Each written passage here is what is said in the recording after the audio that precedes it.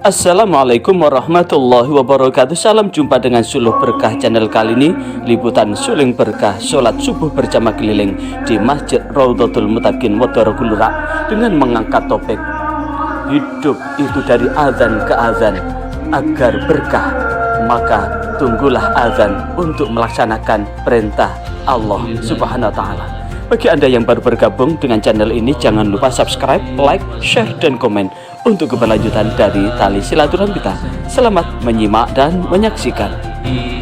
Wa ashabihi wa man irtadha amma ba'd. Alhamdulillah, pada pagi hari ini di hari yang ke-23 di bulan Ramadan, mudah-mudahan malam tadi nyocoki apa yang disebut dengan Lailatul Qadar, nyocoki apa yang diprediksikan oleh Imam Ghazali jikalau Ramadannya bermula di hari Sabtu. Kebanyakan Lailatul Qadar itu jatuh di tanggal 23 atau di malam 23. Tinggal kita nanti lihat matahari di timur nanti cerah atau tidak. Tapi cerah itu tidak menyilaukan. Cerah tidak menyilaukan sampai sekitar jam 8 atau jam 7. Jika nanti cerah, berarti mudah-mudahan tadi malam kita dapat nikmat Lailatul Qadar. Kalau toh tidak, kita tetap bisa melaksanakan banyak melakukan qiyamul lail di 10 hari terakhir bulan Ramadan. Karena apa? Di 10 hari terakhir bulan Ramadan itu adalah Rasulullah itu mengencangkan ikat pinggangnya, menyedikitkan makan di sore hari dengan maksud supaya di malam hari tidak malas untuk bangun. Untuk apa? Melaksanakan munajat. Pada kesempatan ini saya akan menyampaikan bahwa hidup kita ini teramat singkat, maka sungguh hakikat hidup kita ini, sekali lagi, hakikat hidup kita di dunia ini dari azan sampai azan dan menunggu azan. Sekali lagi, kalau hidup kita ini dari azan sampai azan dan menunggu azan, jika kita sadar kita dari azan, kemudian dari azan, kemudian diisi dengan menunggu azan, maka ini salah satu piranti penting dalam rangka memohon kepada Allah, ridha Allah. Mudah-mudahan Allah bentangkan jaminan keselamatan buat kita. Betulan karena ini di ujung bulan Ramadan, nanti kita singgung sedikit tentang kewajiban manusia terhadap manusia yang lain. Kita singgung sedikit tentang zakat, dan nanti kita pertajam dengan diskusi, dialog, karena materi yang saya sampaikan ini anggap sebagai pemantik. Problem apapun jenengan sampaikan, hal seputar hari raya dan sebagainya, monggo jenengan sampaikan. Bahkan karena kebenaran itu hanyalah milik Allah, barangkali yang saya sampaikan ini kurang sepakat, jenengan sampaikan, saya terbuka. Dan pada kesempatan ini kita mulai bahwa sesungguhnya hidup kita ini adalah dari azan ke azan. Pertanyaannya kenapa? Bahwa hidup kita ini dari azan ke azan, dari hidup kehidupan kita hingga kematian kita ini diawali dengan azan dan diakhiri dengan azan. Kalau kita sadari bahwa ada 4 kesempatan azan itu dikumandangkan dalam sepanjang hidup kita ini, ada 4 kesempatan azan itu dikumandangkan. Yang pertama, begitu kita lahir ke dunia, maka Rasulullah SAW memerintahkan azani di telinga kanan dan iqamah di telinga kiri. Kenapa?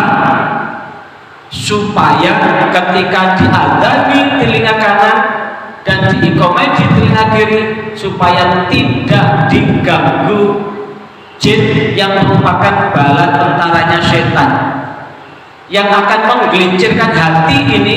Karena Rasulullah sendiri dalam hadis qudsi yang dikutip oleh Ibnu Katsir, di dalam tafsir Ibnu Katsir, jenengan buka surah Ar-Rum ayat 30, di situ ada tafsirnya. Kemudian dikutip di sana ada hadis qudsi, inni khalaqtu ibadi hunafa. Sesungguhnya aku menciptakan hambaku ini bersih. Sesungguhnya aku menciptakan hambaku ini bersih. Faja'at lahum syaitan, maka datanglah untuk hambaku itu setan.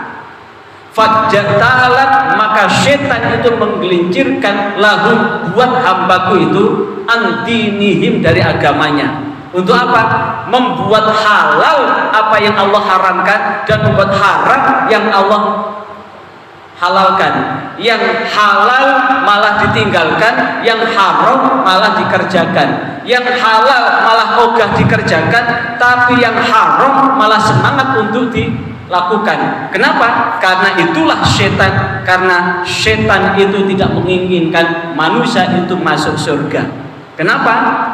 Karena orang yang pertama kali menolak memberikan hormat kepada manusia, yakni mbah kita, nenek moyang kita, Nabi Adam, itu adalah setan, itu adalah iblis.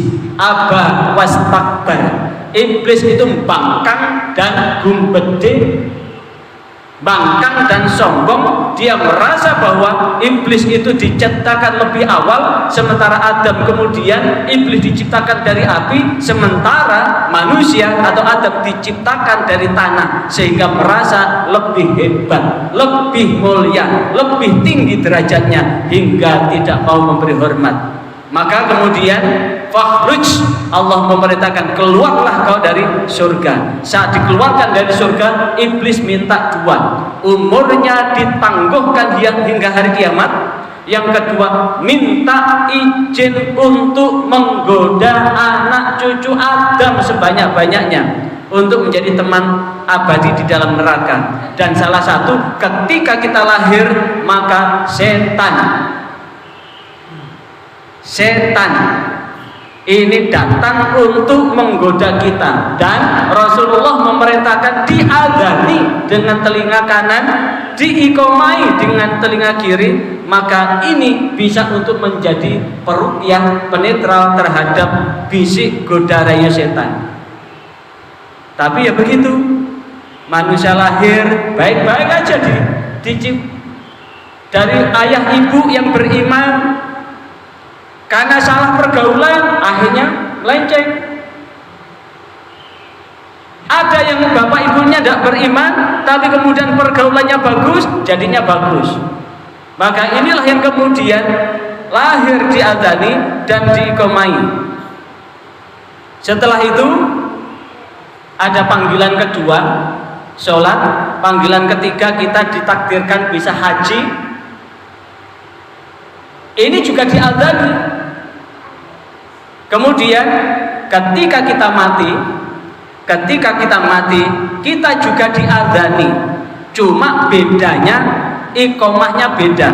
Ketika lahir, qad qamatis shalah, sungguh tegakkanlah sholat, sungguh tegakkanlah sholat. Qad qamatis shalah, sungguh tegakkan sholat, sungguh tegakkan sholat.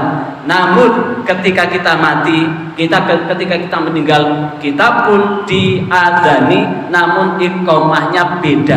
Qad qamatil qiyamah, sungguh ditegakkan hari pengadilan Allah, sungguh ditegakkan hari pengadilan Allah. Kenapa? Ketika kita meninggal, sebagaimana diterangkan di dalam kitab Ar-Ruh, Ibnul Qayyim Al-Jauziyah mengutip hadis Rasulullah yang sangat panjang. Saat orang-orang yang hari-harinya disibukkan dengan ibadah, saat orang-orang yang hari-harinya disibukkan dengan melakukan takarrub kepada Allah, sehingga tidak ada sedetik pun dia lengah dari mengingat Allah, maka ketika nyawa ini sudah saatnya meninggalkan raga, maka malaikat itu akan mengambil nyawa kita ini dengan hati-hati.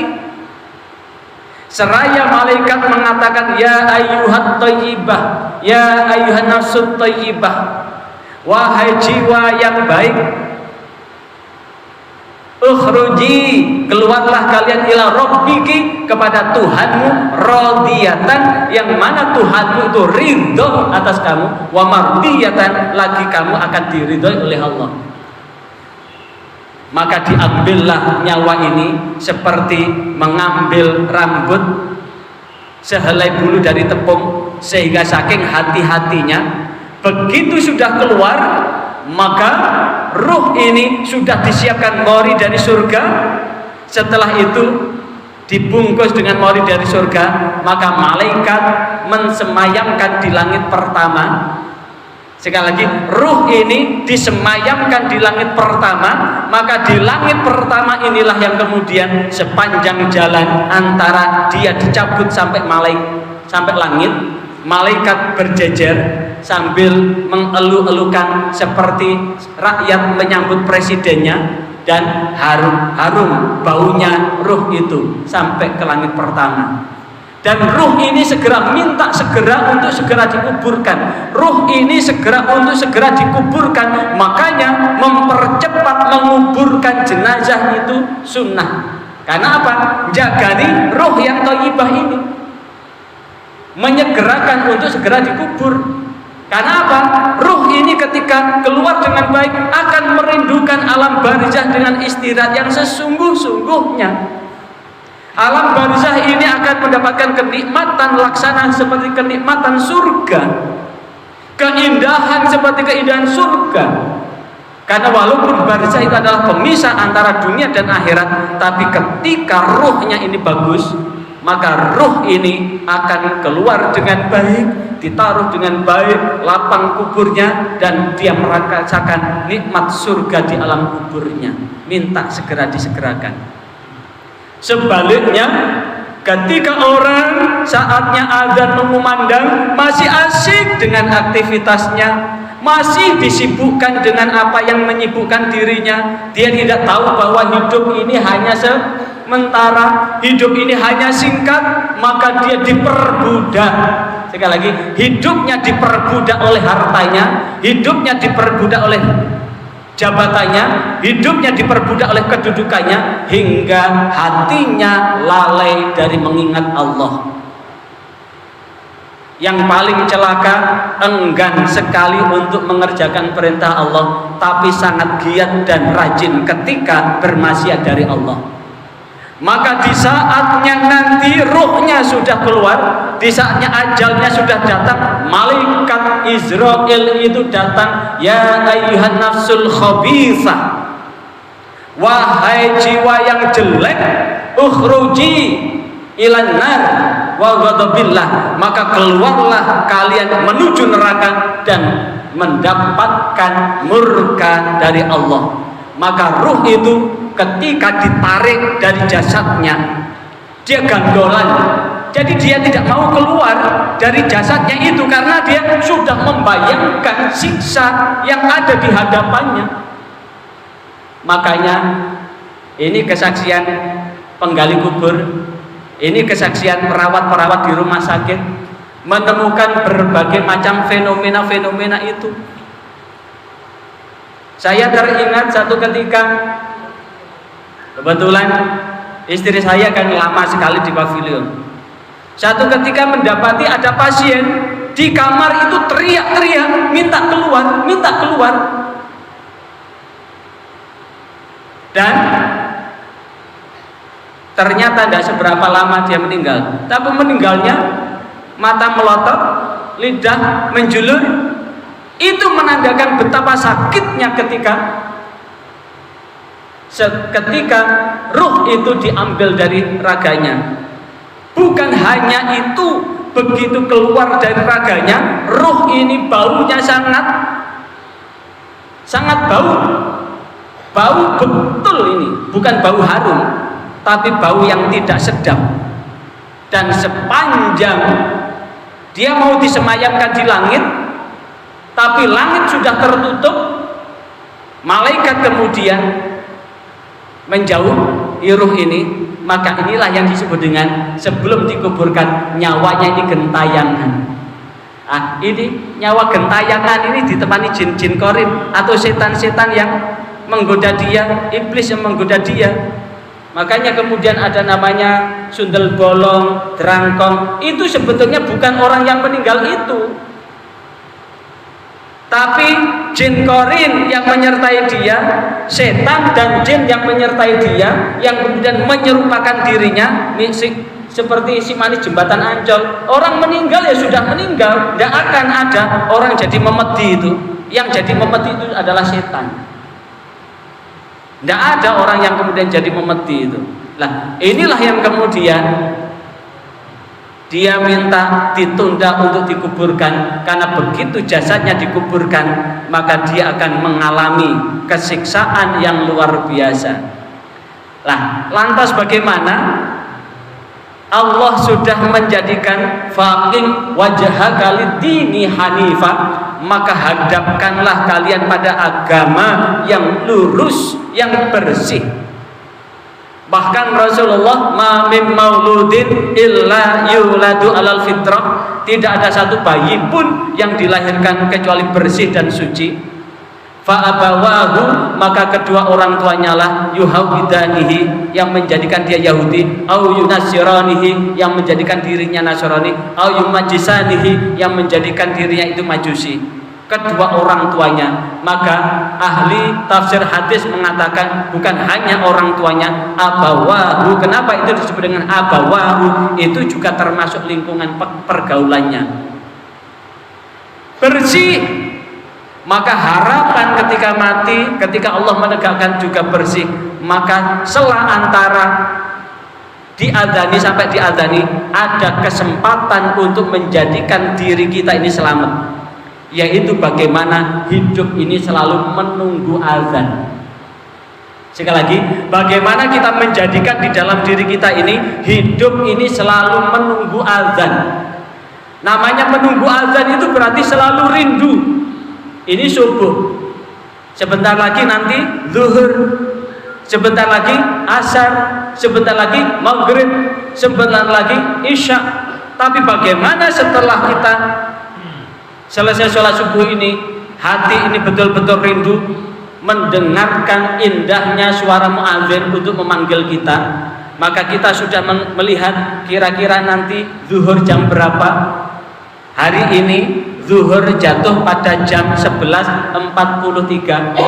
Maka ketika jam 11.43, andaikan kita di perjalanan, kita memperkirakan di jam itu kita kira-kira kita ada di masjid yang mana, di jam itu kira-kira kita ada di mana. Maka itulah yang kemudian indah banget ketika hati kita selalu menunggu azan.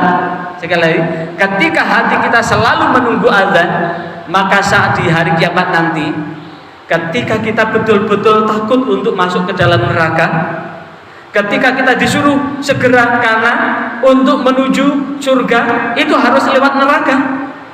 Sekali lagi, untuk menuju surga setelah kita diadili, setelah kita ditimbang, setelah kita dihisab, maka menuju surga itu kita harus lewat neraka. Di atas neraka itu ada namanya Shiratal Mustaqim. Maka ketika kita tidak siap untuk lewat itu, maka akan nyemplung ke dalam neraka. Maka orang-orang yang hatinya selalu menunggu azan, maka dia tidak berani untuk segera menginjakkan kakinya di sirat itu, karena terpleset sedikit aja sudah jatuh ke dalam neraka. Maka bagi orang yang hatinya selalu rindu menuju masjid, maka di dalam satu riwayat malaikat Jibril datang. Kenapa kamu tidak segera berangkat? Jawabannya, saya takut untuk jatuh ke dalam neraka. Kenapa? Ya kalau jatuh ke neraka kan enak mboten? Jatuh ke dalam neraka enak mboten, Bun? Maka kemudian datanglah malaikat Jibril. Kalau kamu menyeberang, kamu biasanya pakai apa? Maka orang-orang yang ahli menunggu azan tadi, dia menjawab, saya biasanya kalau waktu hidup di dunia itu untuk nyebrang itu pakai perahu, pakai kapal. maka datanglah malaikat itu membawa masjid sebagai perahunya, maka masuklah dia ke dalam masjid itu, hingga lewat masjid itu dia mendapatkan fasilitas khusus tanpa mowot di sirat itu, langsung menuju surga. Artinya apa? Bahwa sungguh kehidupan kita yang teramat singkat ini, kalau kemudian di dalam surah Al-Hajj, ketika orang-orang kafir itu kemudian ditunjukkan, diterangkan tentang surga dan neraka, tentang siksa kubur, siksa akhirat, maka dia mencibir, mereka meminta sambil mencibir Rasulullah, wasta'jilunaka bil azab. Mereka minta untuk disegerakan untuk mendapatkan siksa. Wala yukhlifullahul mi'ad. Namun Allah tidak akan pernah mengingkari janji-janjinya. Wa inna yauman inda rabbika, karena sesungguhnya satu hari di sisi Tuhanmu, ka alfi sanatin mimma ta'udun, seperti 1000 tahun dari apa yang kamu hitung. Inilah yang menjadi dasar bahwa satu hari di sisi Allah, satu hari di akhirat, satu hari di alam barzah itu sama dengan 1000 tahun di dunia. Kalau 1000 tahun di dunia, ini berarti kalau satu hari itu kan 24 jam. Kalau 24 jam, 1000 dibagi 24 jam, itu ketemunya 41,67 tahun. Sekali lagi, 1 jam di akhirat itu sama dengan 41,67 tahun. Setengah jam separuhnya itu berarti 20,9 tahun. Kalau kemudian 1 jam setengah itu sama dengan 62,5 tahun. 62,5 tahun. Maka ini sebagai bukti bahwa hidup kita ini ya seperti bermain bola itu. Main bola berapa? 1 jam setengah. 1 jam setengah. Tapi kalau kemudian mainnya jelek sama pelatih diganti enggak? Diganti, baru 5 menit sudah diganti. Cedera, baru 10 menit sudah diganti. Begitu pula hidup. Orang yang hidupnya tidak siap, ya kadang-kadang belum 63 sudah meninggal. Tapi kalau hidupnya enak banget, lempeng banget, dan andaikan sepak bola itu final, masih ditambah setengah jam lagi. Belum lagi antara 45 menit itu kadang-kadang wasit malah nambah antara 3 sampai 12 menit. Bahkan kemarin Irak sama Qatar itu ditambah 39 menit. Artinya apa? Tambahan sampai usia 80, 90, 100 itu hanya tambahan injury time aja.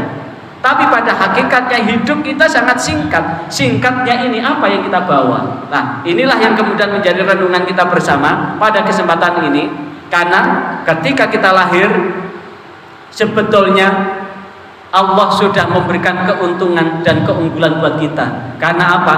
Sebelum kita lahir, untuk menjadi janin, kita ini sudah berkompetisi dengan sel sperma bapak kita di rahim ibu.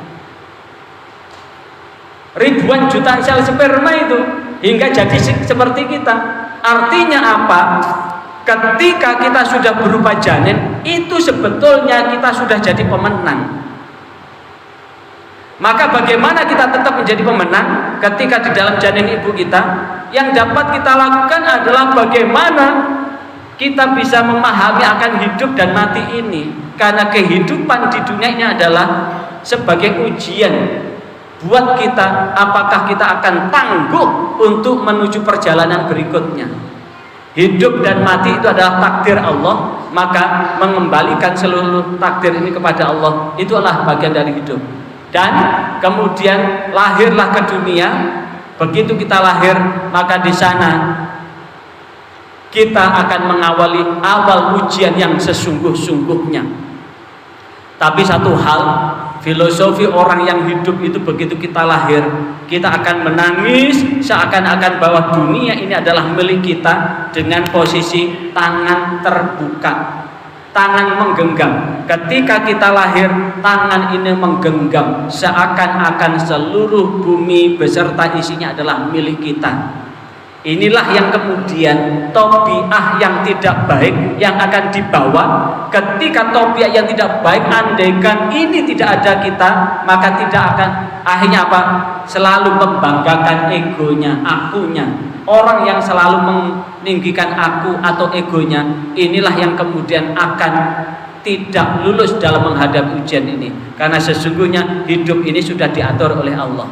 Dan itulah yang kemudian kita diazani supaya apa? Hati tetap lembut. Makanya ini pakai rumusnya Rasulullah. Satu ketika ada sahabat mau berangkat, kudanya ini liar. Maka Rasulullah SAW menyuruh untuk mengadzani telinga kuda itu. Karena kuda yang liar itu diganggu oleh jin, diganggu oleh setan, maka diadzani. Karena adzan itu akan menjadikan jin itu, akan menjadikan setan itu lari terbirit-birit. Makanya pakai rumus itu, kalau ada anak nakal sulit untuk dinasihati, disarankan waktu tidur untuk diadzani telinga kanan dan diiqomai telinga kiri.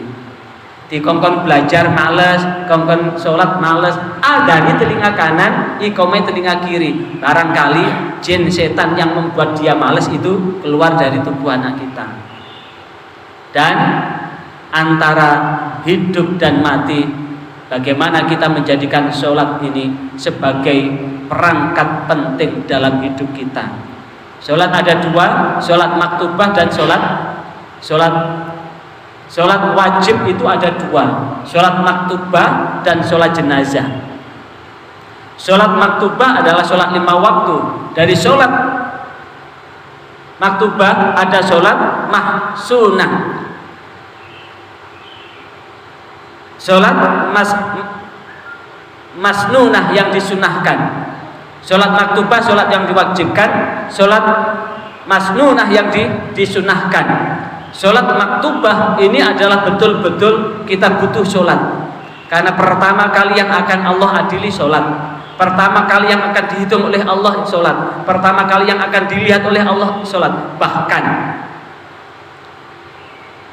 Bahkan manusia pertama yang diizinkan untuk sujud kepada Allah Rasulullah. Manusia yang pertama yang diizinkan untuk mengangkat kepalanya adalah Rasulullah. Manusia yang pertama yang diizinkan untuk memberi syafaat umatnya adalah Rasulullah. Dan Rasulullah begitu dibangkitkan langsung sujud, langsung angkat kepalanya. Begitu angkat kepalanya, lihat ke depan, lihat umat-umatnya Rasulullah di antara umat-umat yang lain. Kemudian lihat ke belakang, lihat umatnya di antara umat-umat yang lain. Lihat ke kanan, melihat umatnya di antara umat-umat yang lain. Dan lihat ke kiri, untuk lihat umatnya, mencari umatnya di antara umat-umat yang lain. Maka sahabat bertanya, bagaimana ya Rasul engkau mengenali umatmu?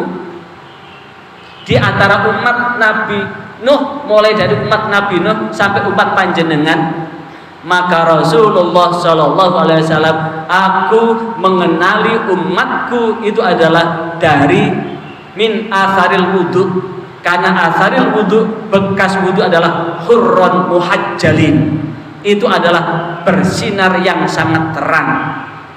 Hurron muhajjalin adalah cahaya yang sangat terang benderang dari bekas sholat, dari bekas wudunya. Berarti ini menunjukkan jikalau kemudian kita betul-betul jaga wudu dan kita betul-betul mau sholat, itu kan wudu dulu. Maka nanti begitu dibangkitkan, walaupun ada jutaan miliar manusia dari Nabi Adam sampai Nabi Muhammad, maka akan terlihat jelas mana yang menjadi umat Rasulullah dan mana yang bukan umat Rasulullah.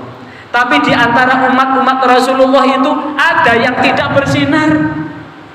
Karena hasil penelitian umat Islam yang ada di Indonesia ini, yang 84% itu ternyata yang mengerjakan sholat itu hanya sekitar 41%. Yang 59% itu tidak sholat. Yang 41% yang sholatnya rutin seperti jenengan ini tidak ada 5%-nya. itu berarti ada 59% yang tidak bersinar. Dari 59% yang tidak bersinar inilah yang kemudian masih kumpul dengan umat-umat yang lain, baik umat Nabi maupun yang mengingkari kenabian. Baik berkumpul umat yang beriman, umat yang kufur, umat yang munafik, kumpul jadi satu karena tersisihkan. Maka berbahagialah buat panjenengan yang sampai detik ini diberi nikmat hidayah iman, dikasih nikmat hidayah untuk bisa memenuhi panggilan adzan seperti ini. Dan justru andaikan kita tetap istiqomah seperti ini sampai ajal menjemput, maka ini akan menjadi kafarat terhadap dosa dan kesalahan kita di masa silam. Karena apa? Di targhibnya sholat di kitab at-targhib wa tarhib, bahwa sholat dari sholat ini akan Allah ampunkan dosa dan kesalahan kita, akan menjadi kafarat atas kehilafan dan kesalahan kita. Seluruhnya diampuni oleh Allah kecuali 6 dosa. Sekali lagi, seluruhnya akan diampuni oleh Allah kecuali 6 dosa. Apa 6 dosa itu? Dosa berzina. Yang kedua, dosa mencuri.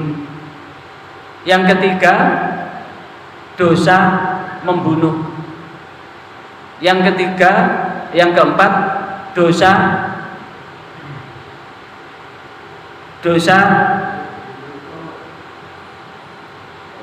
makan harta riba. Yang kelima saya lupa, sama keenam ya,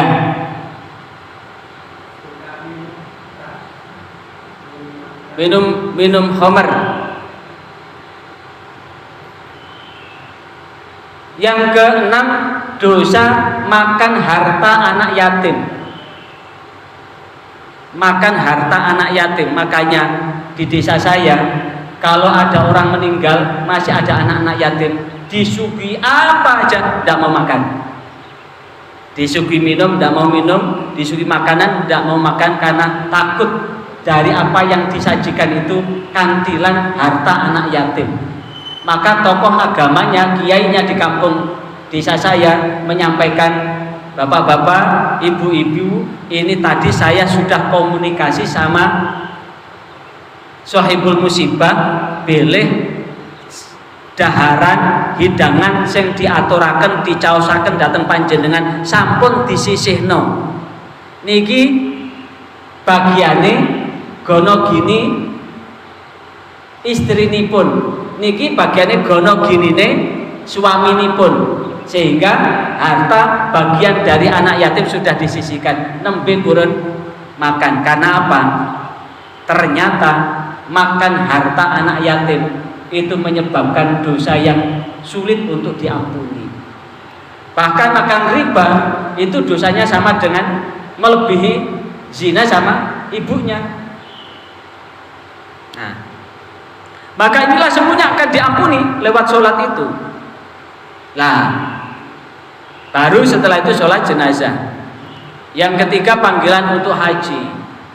Tapi haji ini hanya untuk orang yang mampu memperjalankan ke sana. Wa adzim fi nasibil hajj ya'tuka rijalan wa ala kulli dhamirin ya'tina min kulli fajjin amik. Berserulah kepada manusia untuk mengerjakan haji, niscaya mereka akan datang kepadamu dengan berjalan kaki, mengendarai onta yang kurus yang datang dari segenap penjuru. Bahkan dari sini, dari apa yang disabdakan oleh Rasulullah, hadis riwayat Imam Tirmidzi, Imam Baihaqi, man malaka zadan, siapa yang memiliki bekal, warahilatan, kendaraan, tuballighuhu, untuk membawa dia ke Baitullah, ila Baitillah, ke Baitullah Al-Haram yang dimuliakan, falam yahujja, kemudian dia tidak berhaji, fala alaih, maka tidak peduli. Rasulullah tidak peduli ayyamuta yahudiyan, dia meninggal sebagai orang Yahudi, au nasraniyan, atau dia meninggal sebagai orang Nasrani. Wa dzalika anna Allah yaqul, dan demikian itu sesungguhnya Allah berfirman, walillahi 'alan nasi hijjul baiti man istata'a ilaihi sabila, dan untuk Allah diwajibkan kepada manusia untuk berhaji ke Baitullah bagi orang yang mampu memperjalankan dirinya ke sana. Man istata'a, istato'ah itu ada dua. Istato'ah fisiknya berarti tidak sakit. Yang kedua istito'ah untuk sampai ke sana dengan bekal. Ada orang kaya tapi sakit, tidak memungkinkan untuk melakukan, tidak apa-apa. Tapi sekarang enak, sekarang ada mobil golf untuk mengantarkan tawaf sama sa'i. Ihramnya untuk ambil mikotnya gampang, tinggal kemudian tawaf sa'inya dinaikkan mobil. Jadi istitoah kesehatan, tapi untuk haji memang betul-betul istitoah kesehatan. Dan yang keempat adalah ketika ajal sudah tiba. Ketika ajal sudah tiba, kita semua tidak akan berdaya melakukan apapun kecuali hanya pasrah. Ketika ajal sudah meninggalkan tubuh ini, maka di saat ketika kita sudah dimasukkan ke liang lahat, sekali lagi di saat kita dimasukkan ke liang lahat, kita tidak kuasa untuk melakukan apapun kecuali hanya pasrah dengan apa yang kita lakukan. Karena itulah senyampang nyawa masih jauh dari kerongkongan. Sekali lagi, senyampang nyawa masih jauh dari kerongkongan, maka berbekal takwa itu penting. Takwa itu adalah patuh untuk melaksanakan apa yang Allah perintahkan dan meninggalkan apa yang Allah larang. Hati-hati, jangan sampai kita diperbudak, jangan sampai kita menuhankan selain Allah. Apa contoh kita menuhankan selain Allah? Kita enak garap apa begitu. Allahu Akbar, Allahu Akbar, Allahu Akbar, Allahu Akbar. Ini apa namanya? Azan. Ini namanya panggilan Allah.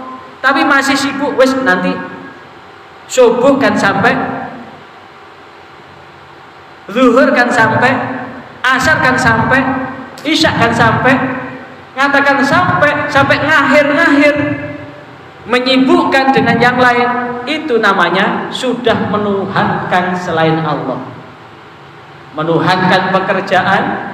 Makanya hal yang bisa kita contoh di Mekah maupun Madinah, begitu azan udah tutup klub, laskar keliling, kemudian toko tidak ditutup kena denda.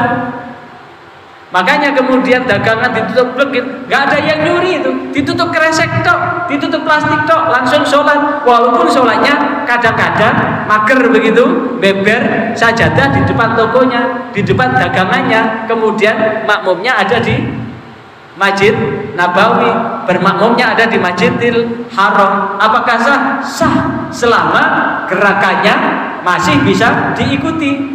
Gerakan imam masih diikuti. Ngikutinya lewat mana? Lewat pengeras. Sholatnya sah. Bisa dilihat di dalam kitab Fathul Mu'in. Misalkan ini masjid ya, tidak muat, kemudian sebelah situ ada bangunan, boleh sholat di sana. Dengan satu catatan, bisa mengetahui gerakan di Masjid Raudhatul Muttaqin ini.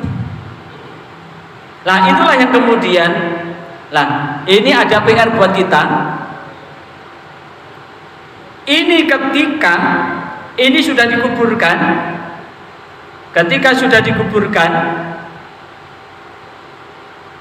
tugas terakhir kita mengadzani dan mengiqomai. Dan setelah ditutup kita dengan tanah, begitu selesai ditutup dengan tanah, tinggal yang ada adalah seorang hamba Allah yang akan mempertanggungjawabkan apapun yang ia lakukan dan diperbuat di bumi ini. Dan Begitu setelah ditutup, malaikat sudah datang. Makanya disunahkan baca sholawat, ambil tanah, baca sholawat Allahumma sholli ala Muhammad sambil mendoakan. Allahumma sholli ala Muhammad sambil mendoakan. Tujuannya adalah mendoakan supaya mudah-mudahan yang dikubur ini tangguh menghadapi kedatangan malaikat mungkar dan nakir. Dan ini sebelum kita meninggal, bagi yang hidup ini ada apa yang diingatkan oleh Rasulullah. Hadis riwayat Imam Bukhari di dalam Sahih Bukhari hadis 1240. Kemudian di Sahih Muslim hadis di Sahih Bukhari hadis 1240, di Sahih Muslim hadis 2162. Hakul muslimi, hak seorang muslim alal muslimi atas muslim yang lain, khamsun, itu ada 5. Yang pertama, raddus salam, menjawab salam. Jadi kewajiban seorang muslim, sekali lagi, kewajiban seorang muslim atas muslim yang lain itu ada 5. Yang pertama, ketika muslim yang lain mengucapkan salam, kita wajib menjawab salam. Tapi salamnya sesama muslim. Salamnya sesama muslim. Yang kedua, wa iyadatul marid, mengunjungi saudaranya yang meninggal. Bahkan di dalam kitab Targhib wa Tarhib ada 5 hal yang akan menjadikan dirinya untuk masuk surga jikalau setiap hari dia melakukan salah satu dari 5 hal itu adalah mengunjungi saudaranya yang sakit. Jadi ketika ada saudara kita yang sakit, segera yang tanggap waskito, tanggap sasmito, segera untuk ngendangi raketan gak nggawa apa-apa, sing penting dongane. Sekali lagi, ketika ada saudaranya sakit, sing penting dongane, gak butuh gawane. Lah, ketika ada saudaranya sakit, karena kewajiban seorang muslim atas muslim yang lain yang kedua adalah mengunjungi ketika saudaranya sakit. Bahkan di dalam riwayat yang lain, maka Allah akan mengkaplingkan surga orang yang ahli mengunjungi saudaranya yang sakit itu. Yang ketiga adalah wattiba'ul janaiz, mengantarkan jenazah ke kubur.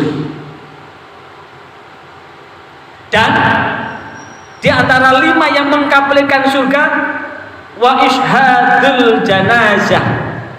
Jadi makanya ketika ada orang meninggal datang, langsung dibuka ini. Ini bagian dari sunnah Rasul. Jadi dibuka wajahnya, menyaksikan orang yang meninggal. Ini termasuk dari bagian amalan yang mengantarkan kita menuju surga. Yang keempat, wa ijabatud dakwah. Ketika diundang wajib untuk datang. Diundang walimah ora sik wis recep gini bendina ana undangan manten, ana undangan bubuan, ana undangan becan, bosen aku. Padahal ketika diundang itu punya kewajiban untuk datang. Ya sing penting datang, lek ndek dhuwit ya bowo, gak ndek dhuwit ya gak bowo. Sing penting wong diundang kok. Wong di situ ndak ada tulisan kok. Silakan datang bawa uang 1 juta, nggak ada kan? Ada nggak? Silakan bawa becan, ada nggak?